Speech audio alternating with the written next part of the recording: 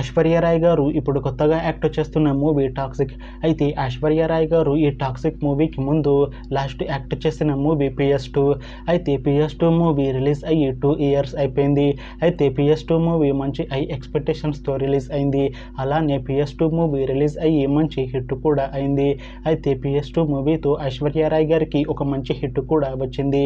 అయితే ఐశ్వర్య రాయ్ గారు PS2 movie release తర్వాత 2 years టైం గ్యాప్ తీసుకొని ఇప్పుడు మళ్ళీ ఈ టాక్సిక్ మూవీలో యాక్ట్ చేస్తున్నారు ఐశ్వర్య రాయ్ గారు. చూడాలి ఐశ్వర్య రాయ్ గారికి ఈ టాక్సిక్ మూవీతో కూడా ఇంకొక మంచి హిట్ తనకి వస్తుందా లేదా అనేది మనం ఈ టాక్సిక్ మూవీ రిలీజ్ అయ్యాక చూడాలి. అయితే టాక్సిక్ మూవీ టీం ఈ మధ్య ఒక చిన్న టీజర్ని విడుదల చేసింది. అయితే దానికి మంచి రెస్పాన్స్ వచ్చింది. అయితే టాక్సిక్ మూవీ టీం ప్రస్తుతం షూటింగ్లో బిజీగా ఉన్నారు. అయితే ఈ టాక్సిక్ మూవీని 2026 March 19th రిలీజ్ చేసేలా ప్లాన్ చేస్తున్నారు మూవీ టీం. చూడాలి ఈ టాక్సిక్ మూవీతో కూడా ఐశ్వర్య రాయ్ గారికి ఇంకొక మంచి హిట్ వస్తుందా లేదా అనేది మనం ఈ టాక్సిక్ మూవీ రిలీజ్ అయ్యాక చూడాలి.